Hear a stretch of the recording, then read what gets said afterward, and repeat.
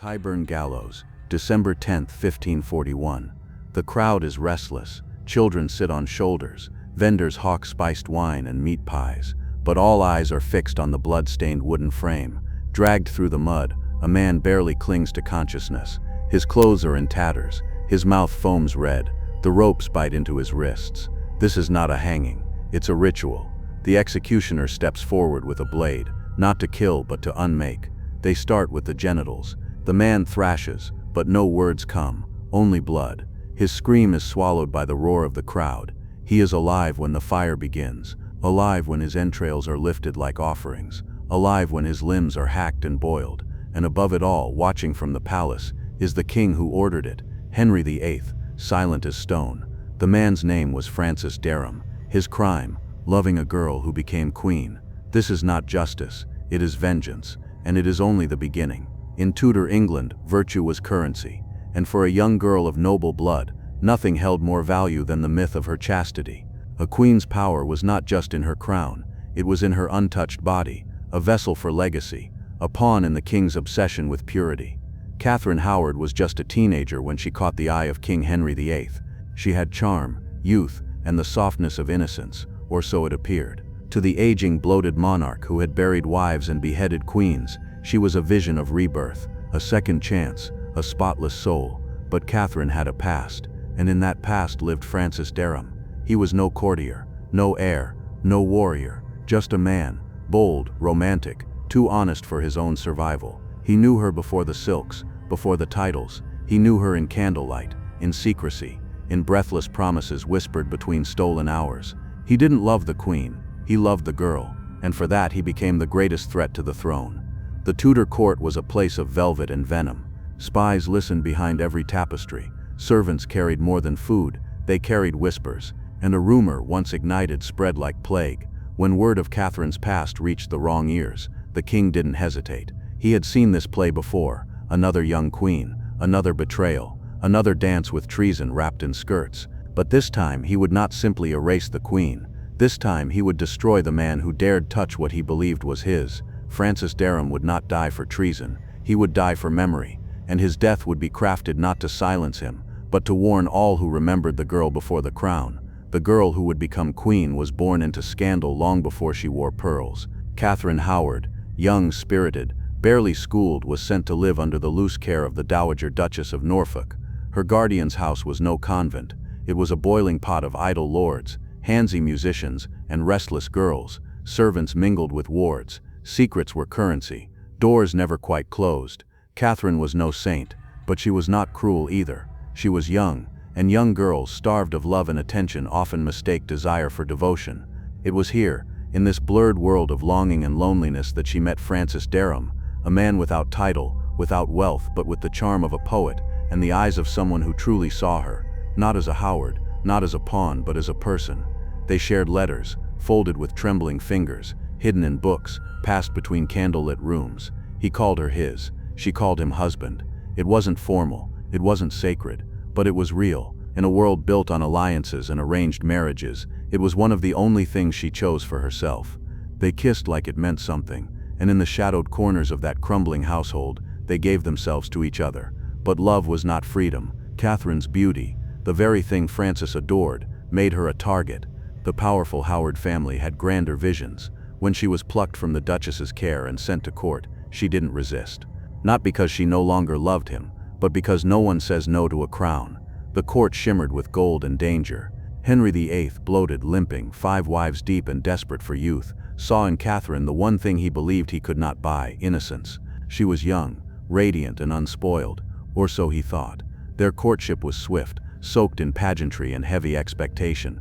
Katherine, barely out of girlhood, became queen, and from that moment her past became treason. Francis Dereham remained behind, angry, abandoned, humiliated, but not forgotten. The man who had once shared her secrets now held her fate in his hands, and he knew it. Whether out of desperation, arrogance, or a longing for revenge, he returned, not as a lover but as a shadow with a voice.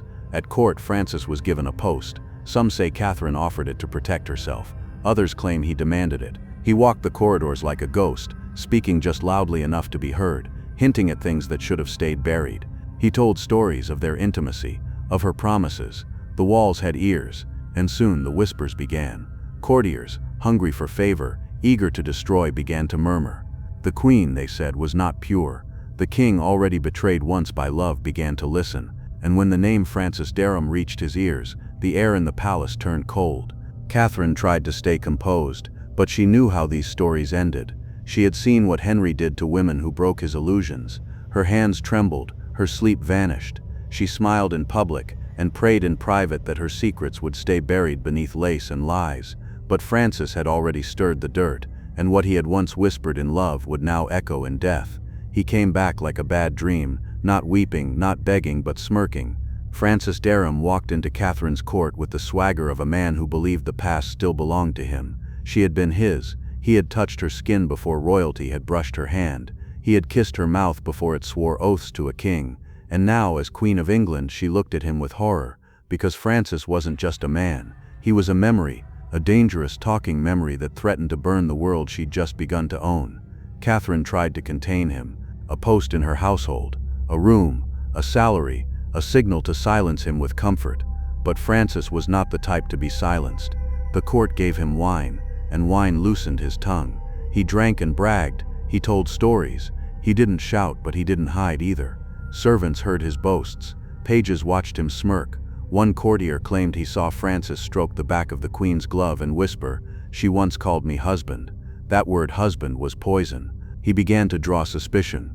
Thomas Culpeper, the king's favored groom and rumored to be Catherine's new secret obsession, grew wary. A queen with too many men behind the curtain makes enemies quickly. Catherine was now trapped between the man she once loved and the man she might now desire, all under the roof of a king known for destroying wives like old toys. Francis's presence became unbearable. His very breath was threat, his voice a loaded dagger. Catherine, desperate, tried to keep the court unaware. But how do you erase a man who refuses to forget you? The walls of Hampton Court were made of stone, but they leaked. Gossip oozed through tapestries. Maids repeated phrases they didn't understand. By autumn, the whispers had weight. Catherine's ladies-in-waiting were summoned, interrogated, pressed. What had they seen? What had they heard? One of them cracked, confessing that Catherine had once been close with a man named Dereham. The court moved quickly. The king, already twisted by betrayal, commanded an inquiry. Catherine's past was now present, and that past wore Francis Dereham's face. He was arrested and dragged to the Tower of London, shackled, shouted at, stripped of his wit. Under questioning, he tried to thread a needle of survival. He admitted to loving Catherine, yes, to being intimate, yes, but it was before she was queen, before the crown touched her brow. He said they had planned to marry, and that in spirit they already had, but that once she rose, he stepped aside. He had come not as a threat, but as someone loyal to her history. But Henry did not hear mercy in those words. He heard betrayal, he heard theft, and worse, he heard that another man had claimed what was meant for a king. This wasn't adultery, it was sacrilege. Francis Dereham hadn't touched a woman, he had defiled a relic. The sentence was not just death, it was theater, it was spectacle. Francis Dereham would not be hanged like a noble, he would be hanged until half dead, then disemboweled, castrated, and quartered, the full traitor's death. Because he hadn't just touched a girl, he had bruised the image of monarchy. He had left fingerprints on a god's possession. And Catherine, she watched the web tighten. She had thought she could bury her past in silk and silence. But Francis came back, not as her lover, not even as her betrayer, but as the spark that turned her crown into a noose. The tower gates groaned shut behind him, swallowing Francis Dereham in cold and damp and judgment. Iron bit his wrists. Stone echoed his footsteps. But it was not the walls that terrified him. It was the silence. The kind of silence that meant decisions had already been made. That no word he could offer would matter now. They weren't here to question him. They were here to record the last breath of a man already marked for unmaking. In another chamber, Catherine wept. Not for Francis, but for the unraveling of everything. Her letters were seized. Her maids torn from their beds in the night. Interrogations came with ink and iron. The more she denied, the deeper the questions dug. And in the center of it all was Francis, offering testimony with trembling lips, and the hope, the foolish hope, that honesty might save him. He confessed, not to treason, but to tenderness. He said he had loved her, that they had pledged themselves to each other in secret, with no priest but the moon, that she had called him husband, and he had believed it, that they had been joined not by law but by heart. He did not speak to wound, He spoke as a man remembering something too real to lie about.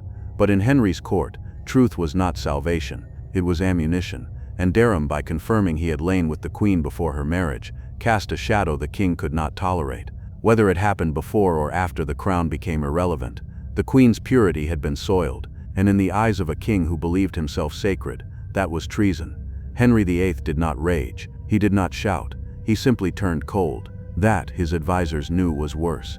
He stared at the flames in the hearth, and imagined the body of a man being fed to them. He had been humiliated before, by Anne Boleyn, by lies, by laughter in foreign courts. He would not be mocked again. The trial was a ritual, a cruel formality. The charges, committing heinous, abominable, and treasonous offenses with a woman who would become the Queen of England. The sentence, execution by the most unholy path the law allowed. He was not just to be hanged, he was to be broken. Francis heard the judgment with white lips and an iron spine. He begged for mercy, yes, but not for his life, for a quicker death, a soldier's death, hanging only. Spare me the knives, he pleaded. Spare me the fire.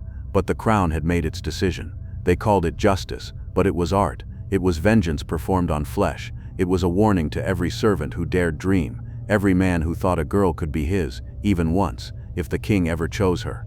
As Catherine sat alone in Hampton Court, locked in chambers that felt more like a tomb, the sounds of preparation echoed across London. The scaffold was raised at Tyburn, the quartering block polished, ropes twisted tight, iron hooks laid in the fire. This was not just about Francis. This was about making memory bleed, making desire punishable by horror. Henry VIII wasn't killing a rival, he was killing the past, cutting out the page before the story turned royal. And when Francis's name was carved into the record, it came not with honor or shame but as a question burned into history. What is the price of touching a queen? It was not a trial, it was a ceremony, and the crown demanded blood. The streets of London reeked of mud, smoke, and anticipation. By sunrise on December 10, 1541, the roads leading to Tyburn were packed. Nobles in velvet, beggars in rags, all shoulder to shoulder, eyes fixed on the scaffold rising like a wooden altar. They weren't here for justice, they were here for spectacle, for the most intimate punishment the crown could design, a dissection not of guilt, but of a man's body, soul, and love. Francis Dereham was dragged through the streets tied to a hurdle, his body bumping against the frozen ground, his face half covered in the filth of London. He looked more like a sack of rotting meat than a man, and yet he was conscious, barely. His lips murmured prayers, or perhaps curses. He no longer begged for mercy, he only wanted it to end before the knives began. At Tyburn, the scaffold creaked under weight of wet wood and expectation. Executioners moved like butchers in aprons. The crowd hushed as Dereham was lifted up, his hands bound, his eyes wild with horror. But there would be no final speech, no noble defiance. His voice had already been taken, not by law but by dread. The noose was slipped over his neck. It tightened, the platform dropped. His body convulsed in the air, twitching, kicking, not long enough to die, just enough to suffer. Then they cut him down. Still breathing, still alive, still aware. What came next was not a clean death, it was an anatomy of vengeance. He was strapped to a block, his legs kicking weakly, and with a blade meant for peeling hide, they sliced away his genitals, not swiftly but deliberately.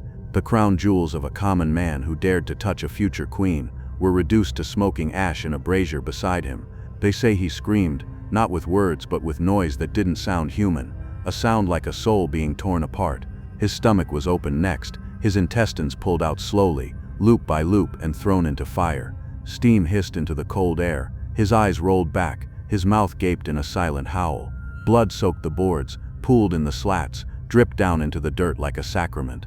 Finally, mercifully, the axe took his head, but even that was not the end. His corpse was divided into four, each limb boiled, tarred, and displayed on London's gates, a map of punishment for all to see. A man erased by inches, a life reduced to warning. In the palace, Queen Catherine heard the news. She had been locked away, stripped of title, of dignity, of hope. When they told her of Francis's death, she did not weep, she did not faint, she simply looked out the window and whispered something no one ever recorded. Perhaps it was his name, perhaps it was a prayer. And then she waited. She knew her turn would come, for in the eyes of the king, she too had broken the sacred illusion, the myth of the Virgin Queen. The execution of Francis Dereham was not about treason, it was about possession. Henry VIII had not just punished a rival, he had dismembered a memory. taken love and turned it inside out, cut out the past, burned it in public, and displayed it like a lesson carved in flesh. No tomb was ever built for Francis, no elegy ever sung, but his name survived, not as a man, but as a warning etched in pain. He had once been called husband, and for that word his body paid the price. History rarely remembers the heart. It remembers the executioner's axe, the screams, the spectacle. It remembers who gave the order, not who bled beneath it. Francis Dereham was no prince, no traitor, no warlord. He was simply a man who loved the wrong woman in the eyes of the wrong king, and in Tudor England, that was treason enough. He had no armies, no banners, no lands. What he had was a memory of a girl before the crown, before the court, before the walls of power closed around her. A girl who laughed in gardens, who whispered in candlelight, who once called him husband.